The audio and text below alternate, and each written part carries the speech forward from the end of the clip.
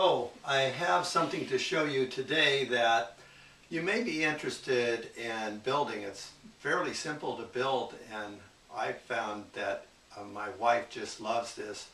For many years we've lived in this house and we have a washer dryer in the garage, and we typically pull out our dried laundry and carry it into the house way to the back bedroom, and we fold it. And my wife has often said to me, I wish I had a laundry room like some of the newer houses have. And after a long, long time, I don't know why, but this struck me. I have a very, very packed garage, but I decided to make almost like a Murphy bed, a Murphy table. And you can see here I have this table that right now is against the wall. There's a little latch here. I can move it to the side and then lower this. You can see with two fingers, bring it down.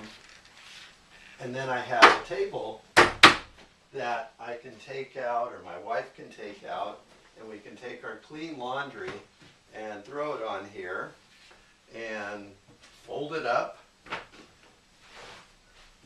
and take it in the house, and it's good to go.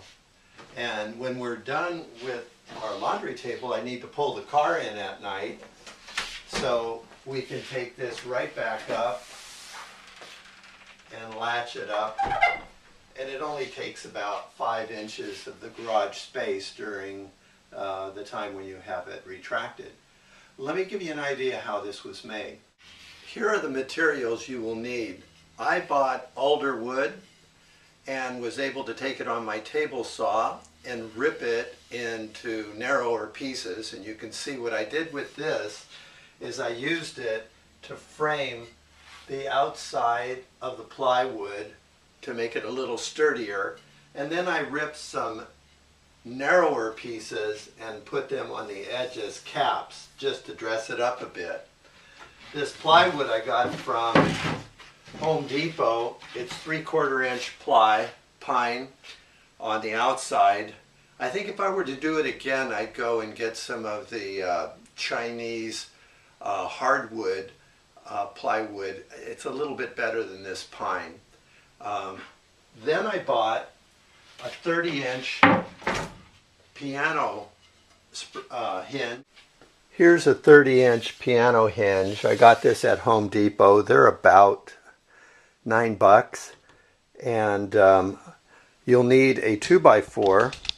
You can see this 2x4 goes across the expanse, and you could even put this against studs in your garage if you needed to. This isn't something that's required, but you can take a look here. These are retractable brackets. You can get these from Rockler, and you can unlock them and hook them in like that.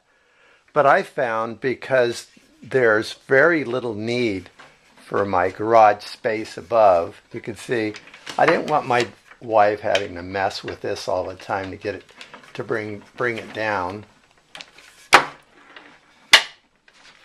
But you can see above me in my garage, I don't really have much going on up there except a surfboard, so it doesn't matter if I have those legs sticking out like 10 feet above my head, so I just leave it constantly exposed. I also would recommend that you put a nice urethane surface on this. I use this polyurethane, and since it's a fast dry, I used a sponge brush and brushed on a coat, sanded it. 10 minutes later, brushed on another one. I probably put 5 to 7 or 8 coats on here before I was done, and then waxed it, and it makes it real nice and slick. The other thing, when you make this, you can see it's fairly simple. It's just a piece of plywood with a trim around it and a bracket that I got from Rockler. That it was 2 for $10 for the brackets for the legs. And I was able to make the legs just out of that same alder wood, and I just glued 2 pieces together and then sanded it and rounded it to fit into the bracket. The other thing you would need to do when you build this is, if you take a look here, I had to notch this 2x4. I ran it through the table saw and cut here, and then flipped the wood and cut here. And I have this notch, and if you look very carefully when I lift this table, you can see that I actually went back and I took a handsaw and I notched away this piece of wood underneath. So when I move it down, you can see this notch fits right into that notch, and it gives me the added support of that 2x4 along with the spring. So I don't know if you'll find this useful. I hope you do. And to make it stand at its vertical position, this is just a bolt that I have coming through a hole, and when it's fully up, I turn it like that, and then the pressure of gravity pulls it like that, and it isn't going to go anywhere.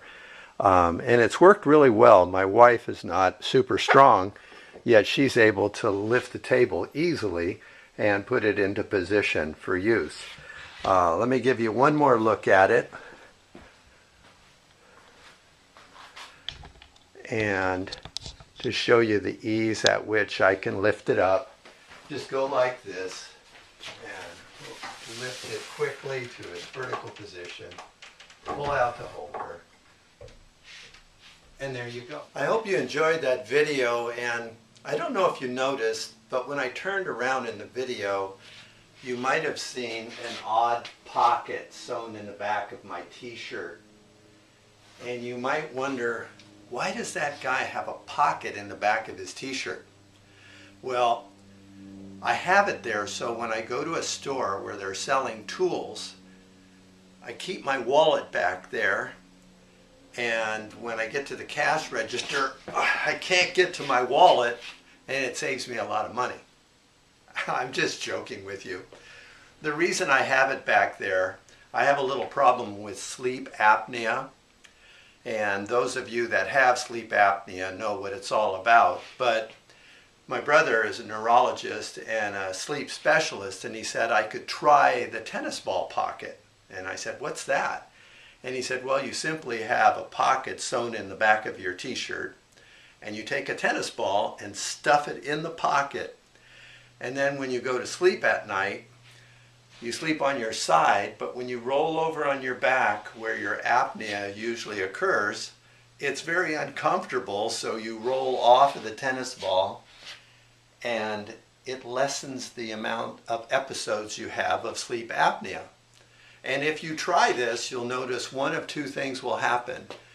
Either number one, you will sleep on your side and your apnea will drop off, or number two, you will learn to be a good tennis ball sleeper, and you'll sleep on your back laying on that tennis ball. Unfortunately, I was in the latter case, but it was a good try anyway.